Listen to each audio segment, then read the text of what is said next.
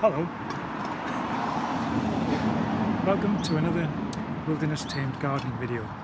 Thanks for turning up so silently. I'm doing another pond in this one. It's going to be awesome. It's a wildlife pond for children. No, it's a wildlife pond for wildlife that children can enjoy. It's in the grounds of a school. Sorry about the background noise, which is traffic on a road, but the pond is behind you if you want to have a cheeky peek. And it's going to be great. I'll make a start. It's kind of already been created, but it's not quite working. It's in a school grounds, little wildlife garden area. Essentially they just wanted improving. We've got a dipping platform over here to your left, to my right, which I'll show you, and essentially there's just no sort of water area there. The liner needs shifting that way, so what we're going to do is bail out the pond, re-sculpt the land around here. We've got 5 ton of soil just being delivered this morning, and then drag the liner across onto the newly remoulded bit, and just sort of redo the edges so it's a bit flatter, because at the minute it tapers in, slopes in quite dramatically for the kids. So I'll just pan around with the camera and show you what's going on.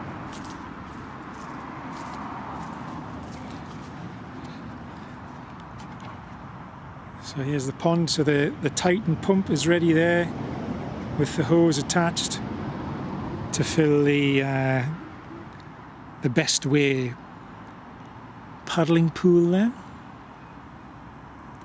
which I set up earlier on this morning. So you see it's a decent sized pond, and then there's the 5 ton of earth which is going to be wheelbarrowed in to make up the sides here. This drops off really sharply, as you can see, which is no good for little ones. And as you can see, the liner falls short of the dipping platform there, so we want to correct that.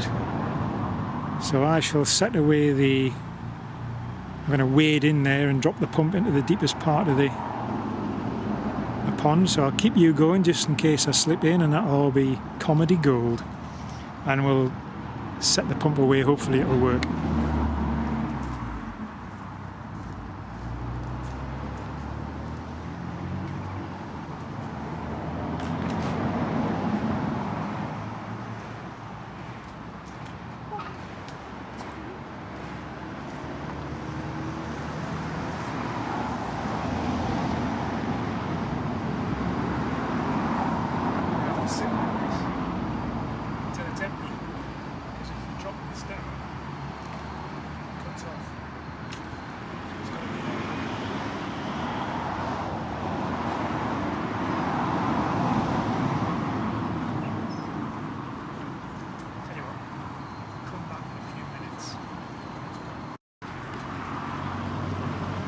So there you go, there's the Titan pump working well. I managed to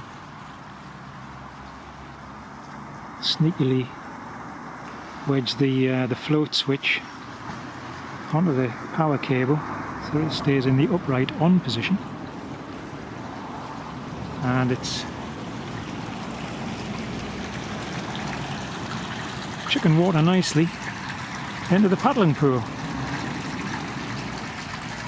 Probably also chucking a few invertebrates and small amphibians in there as well. In fact, yes, there's a baby newt.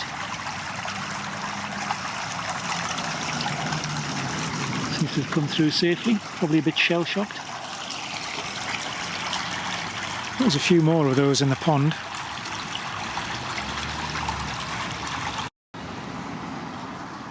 So we've got all this coarse grit to brush off from the sides of the liner. Get that over onto that bit. There's an old liner under there which is obviously punctured. Hopefully we've got some underlay. I know I've got some spare at home. I might bring that tomorrow, as it'll be tomorrow when we start moving the liner across. So yeah, there's a lot of preparatory stuff. We're going to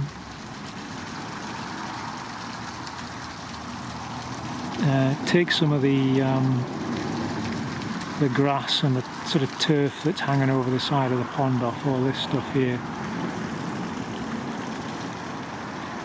It's going to have to come off, but we'll save it and use as much as we can back over the edge of the pond, just to give it a nice natural looking edge.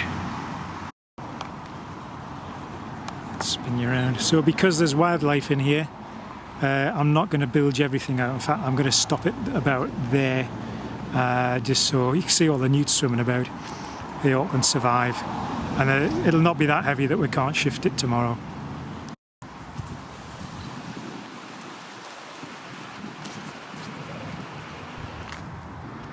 It was pretty much bone dry when I came a few weeks ago to first have a look at the job.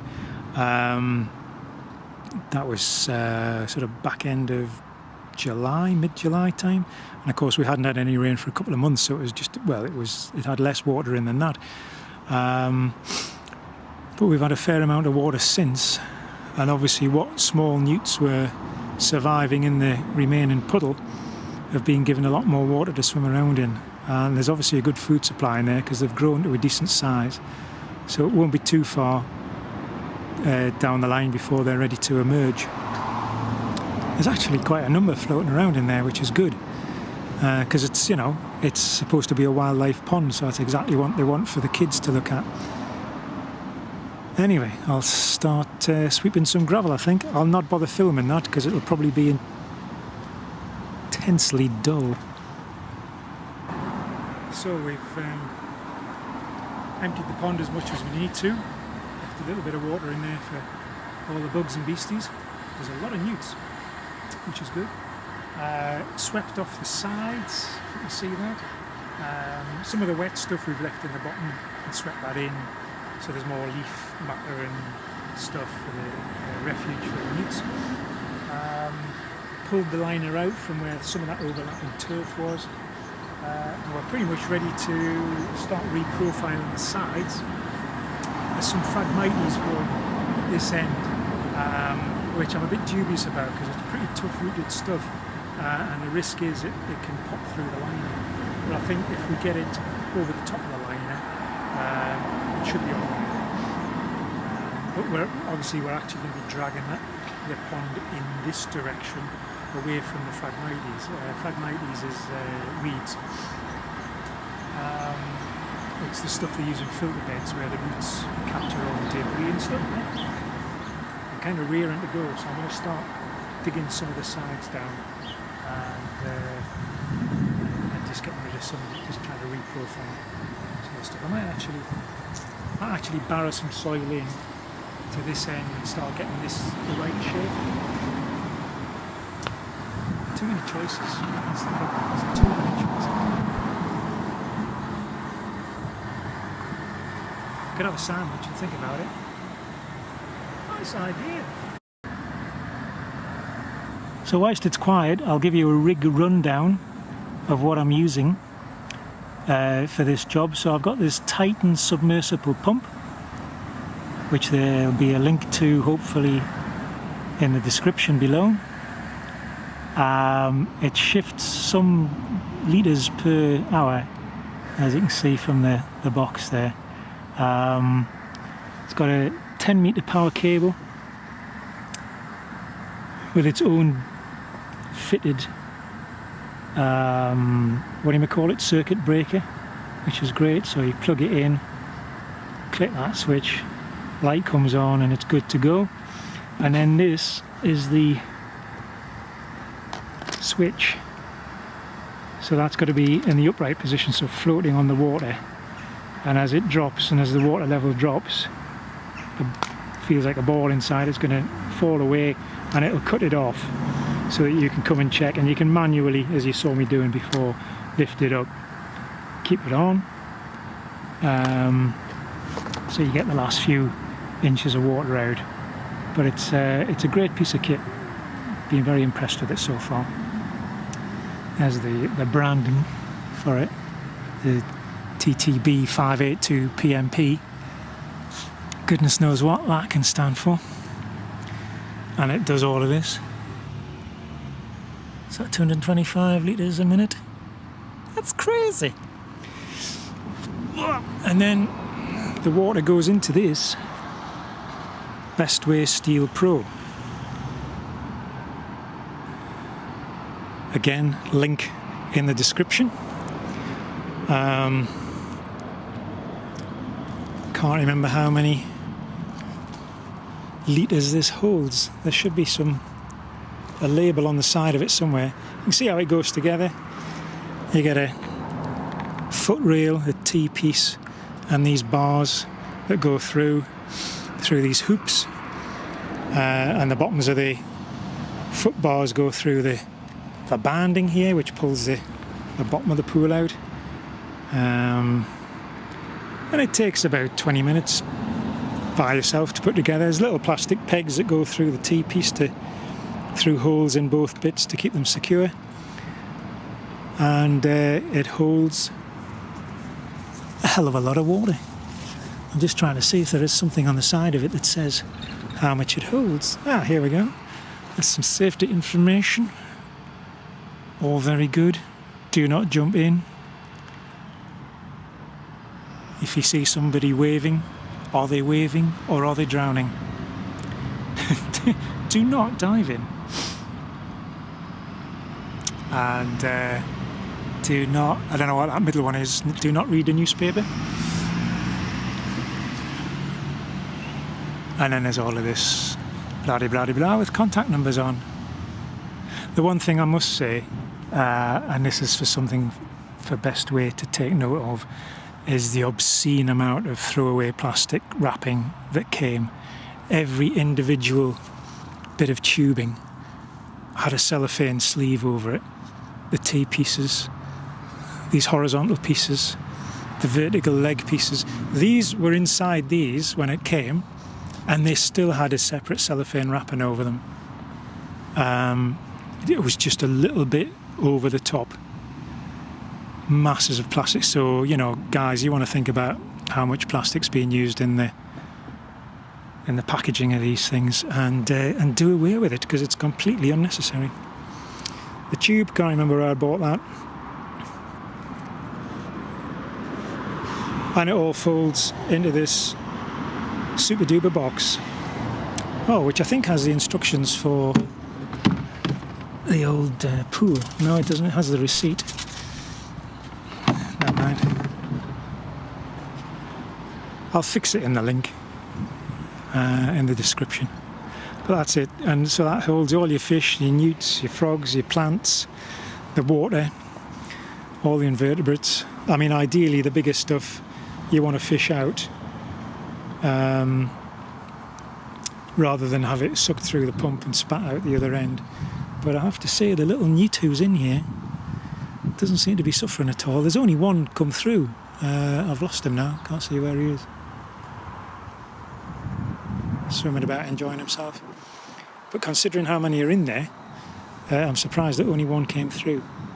But like I say, seems to be unscathed by the whole thing. Possibly just a bit traumatised, mentally scarred. But then who isn't? Right, I'm off to borrow some muck.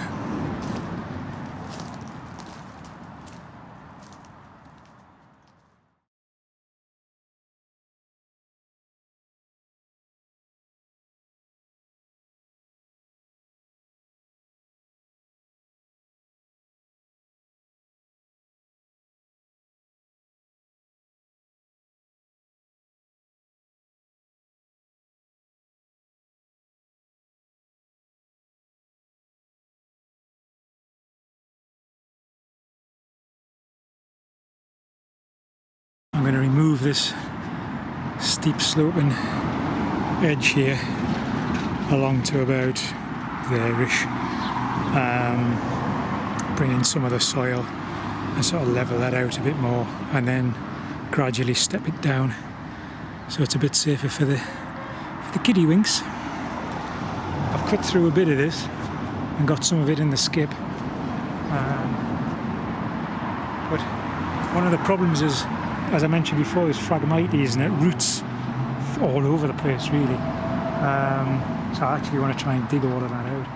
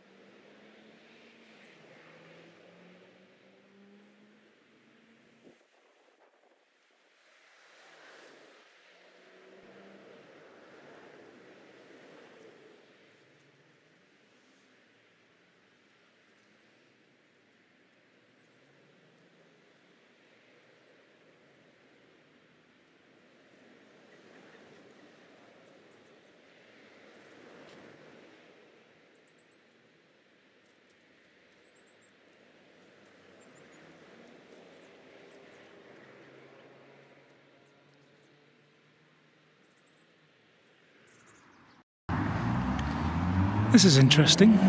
We've got two other old pond liners underneath the current one, both with felt underlay.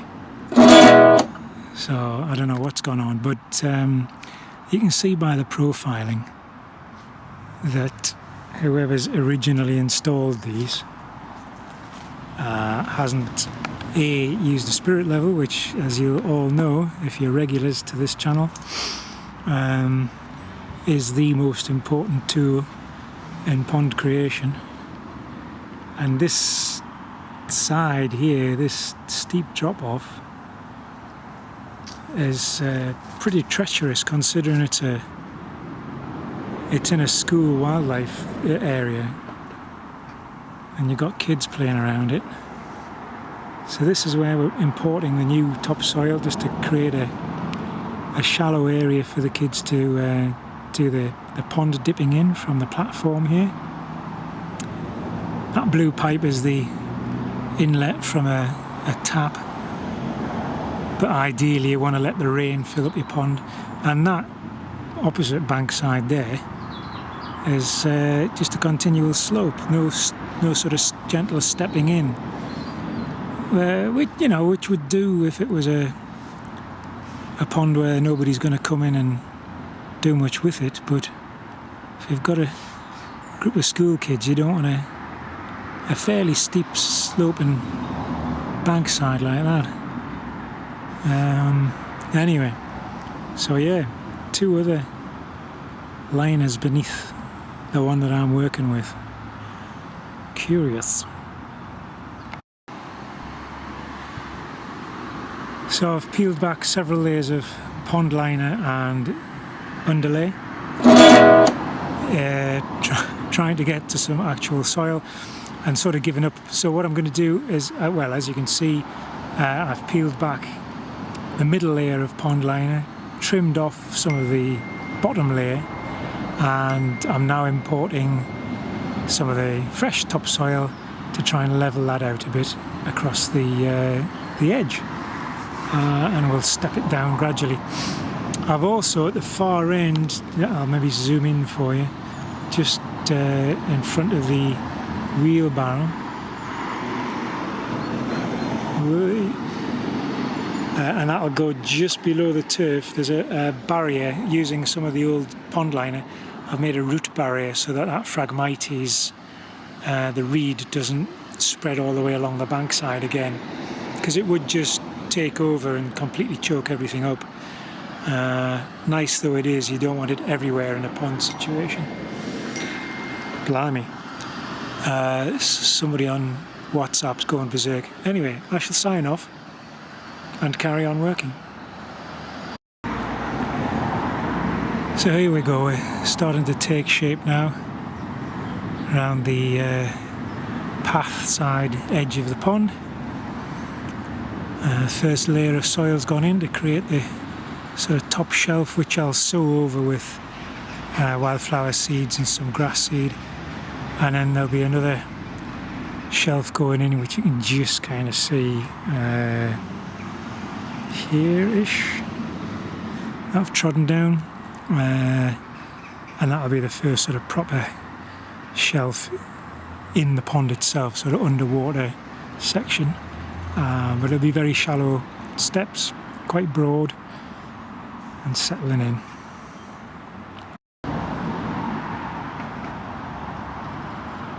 So, welcome to part 2, day 2.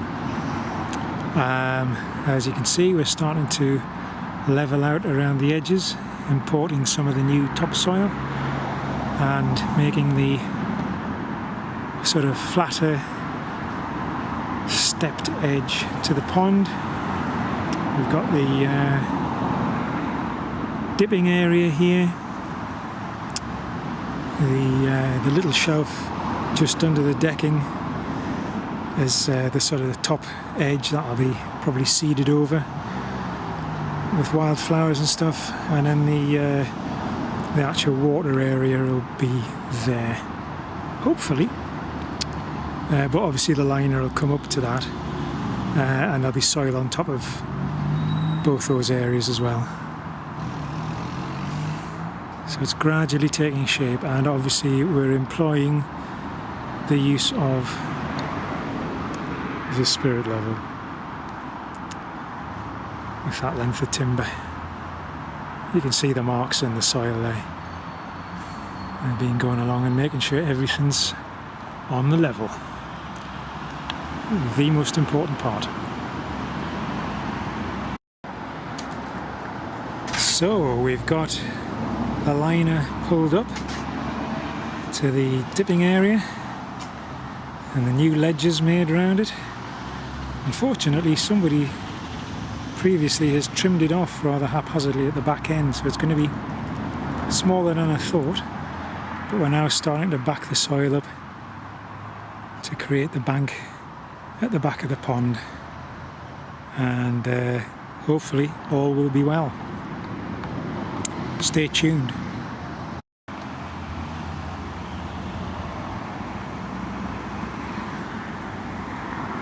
So that's everything from the paddling pool back in the pond now.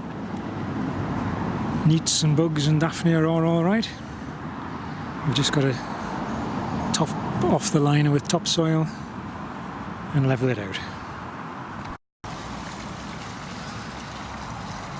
So we're cheating a little bit, adding some water in from the mains, which I'm always loath to do, but it'll only be a small percentage of what's in there, because there's plenty of the original water from the rain that has gone back in, and we'll get it up to that sort of soil level, so there's hopefully no visible liner, and then the rest of the soil we're just going to spread around, fill in the holes, trim off the liner. I'll probably come tomorrow and put some plants in, I think, just to make it less stark. Well, we're all packed down, paddling pools away, Terrapin's back on his decking.